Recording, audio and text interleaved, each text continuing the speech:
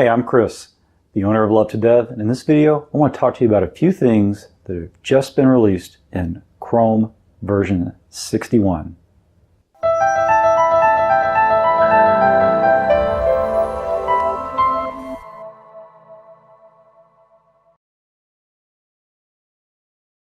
Hey guys, Chris Love, the owner of Love to Dev, and today we're talking about Chrome 61 and some of the new features that were released. Now, I'm actually pretty excited about some of these features. When I first heard the announcement, I was like, oh wow, hey, this is awesome. So I thought I'd take some time, make a little video, and just go over a few of the features that are being released and tell you why I think they're pretty important. Now, in the description with this video, I'm going to provide links to some of the other more deeper resources that the Chrome team has available. That way you've got some other references to go a little bit deeper in what I'm going to talk about here. But at the top of the stack is JavaScript modules. Now, I have not done very much with JavaScript modules yet, but I totally see the value of JavaScript modules and the core concept there. And just real quick, it's the ability for you to essentially dynamically load little JavaScript files more succinctly, I guess. And it's going to give you access to more of that import object or import syntax. And I started using that in service workers. And this is kind of a similar type thing here. This is the first time I've really seen it bubble up to the surface into a real release browser. So it's good to see this technique making its way through the specification, making its way through to become common. Now, I don't know the status in other browsers just yet because I haven't really paid much attention to that. But I think this is going to be very important, very popular, and this is also going to work eventually in Node, so you can have a consistent coding strategy between the two. Now, another reason why I think this is going to be very key is because this can really take advantage of the great performance boost that you get with HTTP2 and the way it manages cache a lot better so that you can use little tiny files and not have to worry about updating one big giant file. If you make one little tiny change, the little files will work. And I think this JavaScript modules process will just really take advantage of that HTTP2 technique, and we're gonna have the ability to make some even faster web experiences. So that's really awesome to hear. Next, the payment request API is now shipped to the desktop. I wasn't aware that it wasn't in Chrome desktop. Last year they shipped it inside of Chrome on Android, and this is a great API if you're not familiar with it. I haven't really talked about it a whole lot, but I've got it on my roadmap, so hopefully I'll be making some content on that here in the near future. But basically, instead of customers having to go through the tediousness of having to type in their name, their address, and their phone number, their email, their password, and their credit card or payment information, maybe it's PayPal or whatever it may be, they can go ahead and have that kind of pre-configured inside the browser ecosystem. And if your site takes advantage of that, you can use the web payment API if the browser supports it, and just prompt them with a nice little dialogue that's really outside your scope, outside of your code. And ultimately your application gets a token, and then you can go back and query the actual payment information, not necessarily get the payment information, but get the payment transaction taken care of. Like again, I said, there's a lot of detail to it, and I have not produced any content on it at this point yet, but it's definitely on my roadmap because I think this is just an awesome thing.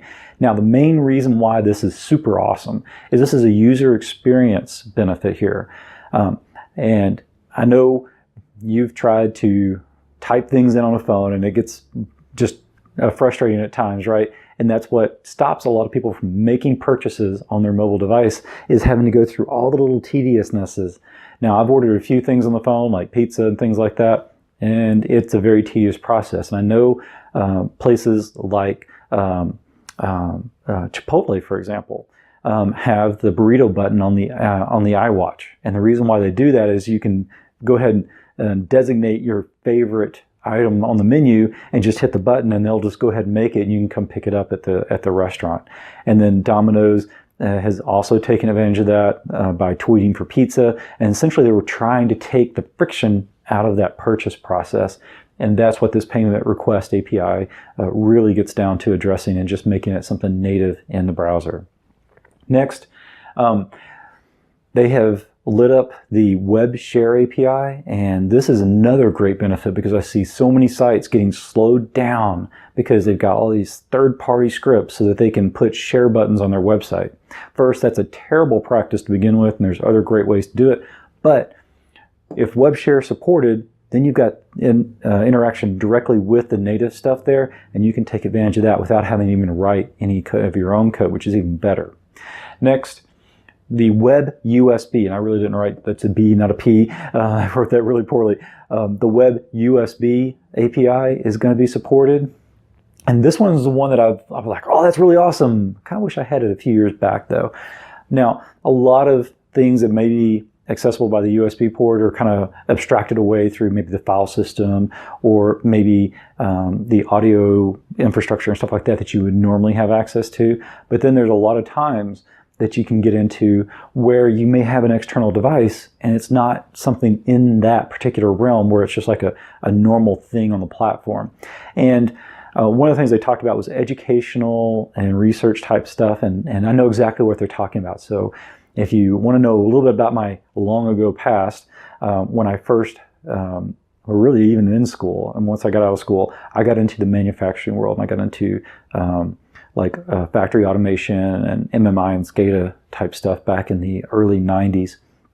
And even back in school, we were doing a lot of research projects where we had external devices that were logging data for us.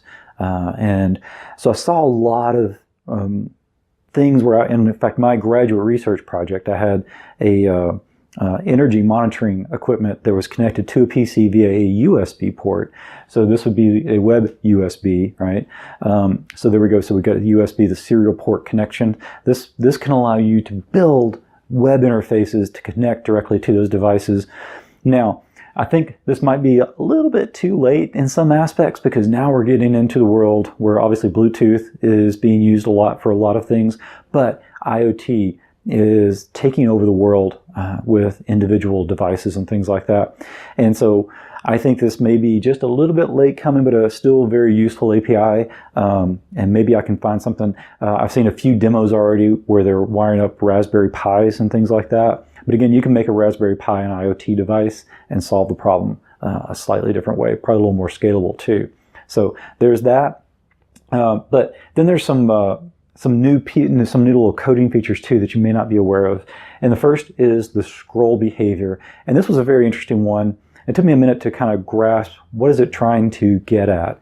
And I think the best example to think about here is the single page sites. This is where you've got one page and you've got a menu at the top. And if you click the menu at the top, it zooms you down to a section somewhere down below. And it's not necessarily using the anchor and the A tab the way you think it is. It's usually there's a lot of JavaScript involved to kind of make a nice smooth scrolling behavior, and that's what this is going to do. Natively, you won't need that JavaScript anymore.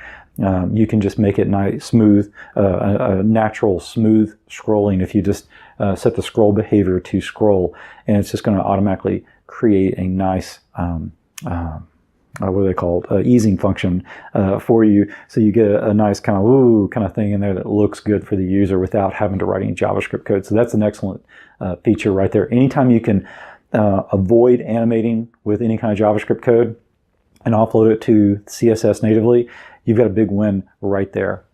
Next, doing alpha transparency on your CSS colors, your hex code. So instead of doing hex FF, you can also add a CC or something like that, or a 9 or something like that afterwards, and that'll give you that transparency thing. So now you don't have to do the opacity part as well, or do the funky function thing where you have that fourth parameter where you put like a 0.5 or 0.6 or whatever transparency level you want.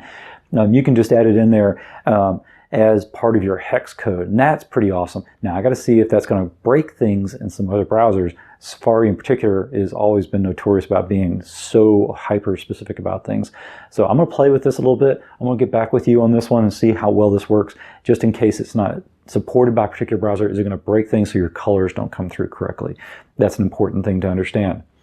Oh, that was pointing at Alpha Transparent. And finally, this Visual Viewport API. Now, again, this is another interesting one, and the article I'm going to point you to is written by Jake Archibald, and he starts off, did you know that there's another viewport that you didn't know about? Well, yeah, evidently there is. So this one goes into working with that viewport, and this is going to get you away from having to write some gnarly JavaScript again, so that you can essentially detect what's actually being seen on the screen and make some adjustments to your layout that way. And this comes in really handy, in particular around when pages are pinched and zoomed, and I have to zoom in on pages a lot so that I can read. What the heck are y'all using these super tiny fonts for? Us old people can't see them, okay? So I have to zoom into a lot of pages, and that breaks a lot of layouts, and I get a lot of things overlapping the text that I'm trying to read. So this Visual Viewport API can really help solve that problem, I really think. So Chrome 61's currently kind of in the deploy path. It has not updated on my machine as I'm recording this video, but if you go get Chrome Canary, and then you can probably test out some of these things ahead of time, and then we can kind of see what's going on. So I'm pretty excited about some of these things dropping into the latest version of Chrome, and hopefully they get you excited as well. And if you got any questions or comments about these APIs, let me know. I'm going to try to make some content around some of these topics over the next month or two, and hopefully share those with you. So stay tuned, and let me know if there's anything else you want me to cover. Again, it's Chris Love of Love to Dev. I'd love for you to like and share this video, and definitely follow me on places like Twitter and Facebook. And it's facebook.com/love to dev.